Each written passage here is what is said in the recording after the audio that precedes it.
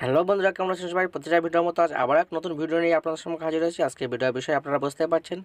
তো নতুন জিমেল কীভাবে বানানো যায় সেটা আমি নিয়ে কথা বলবো। যারা নতুন তাদের জন্য অবশ্যই উপকৃত হবেন। তার আগে আমার একটাই রিকোয়েস্ট, আমার এই চ্যানেলটা যারা সাবস্ক্রাইব করেনি অবশ্যই সাবস্ক্রাইব করে রাখবেন, কারণ আমি নতুন নতুন ভিডিও ছাড়লে আপনারা সর্বপ্রথম পেয়ে যাবেন। অবশ্যই পাশে থাকা বেল আইকনটা অল করে দেবেন। তো চলুন বেশি কথা না বাড়িয়ে আমি মোবাইল স্ক্রিনে দেখিয়ে দিই কীভাবে নতুন জিনিস। তো তার জন্য প্লে স্টোর ওপেন করবেন। তো নতুন জায়গার জিনিসটা বানাবেন তারা অবশ্যই প্লে স্টোর ওপেন করলে এমন একটা ইন্টারফেস ওপেন হবে।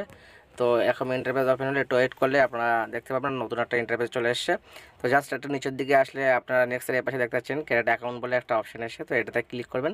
ক্লিক করলে ওপরে দেখতে ফর মাই সেলফ বলে একটা অপশন আসে, তো ওটাতে ক্লিক করবেন। ক্লিক করলে এমন একটা ইন্টারফেস ওপেন হবে। জাস্ট ওপরে ফার্স্ট নেম আর নিচে লাস্ট নেম দিয়ে দেবেন। তো আমি একটা সাপোজ দেখানোর জন্য একটা নেম বসাচ্ছি। তো আমি ধরে নেন এমডি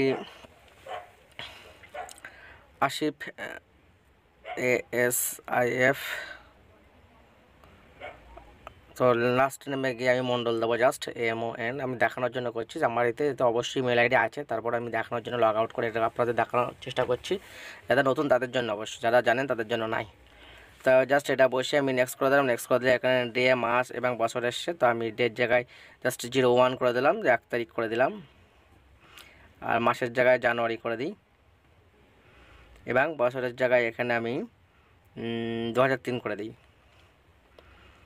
এবং জেন্ডারে এসে মেলটা সিলেক্ট করে দিই। তো আপনারা যে যার জন্ম তারিখ বসাতে পারেন, এটা আমি জাস্ট দেখানোর যেটা করছি।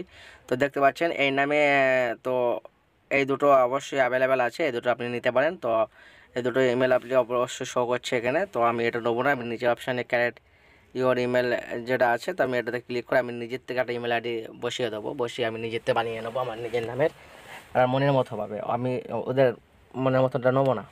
তো জাস্ট আমি ওটা নিচে করে নেক্সট করে দিলাম। তো এখানে আসলে এমডি আসিফ মণ্ডল দিয়ে আমি দেখবো এটা নেয় কি না। গুগলে অবশ্যই এই ধরনের নাম তো প্রচুর লোক অ্যাক্টিভ করে গেছে, আর একটা নামে 2-3টে ইমেল হয় না। তো কিছু না কিছু চেঞ্জ করতে হয়। তো আমি চেক করে দেখে নিই যেটা নেয় কি না।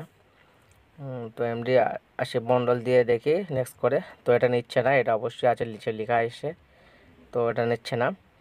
তো আমি এখানে আরও কিছু অ্যাড করে দিই। তো ধরে নেন 786 অ্যাড করে দিই, 7860 786 আমি অ্যাড করে দিয়ে দেখি, হ্যাঁ এটা নিয়ে নিয়েছে। তো দেখতে পাচ্ছেন, তো এখানে আমার পাসওয়ার্ড দিতে বলছে। তো আমি জাস্ট সাপোজ ধরে নেন একটা পাসওয়ার্ড দিয়ে দিলাম, MONDEL মণ্ডল 786।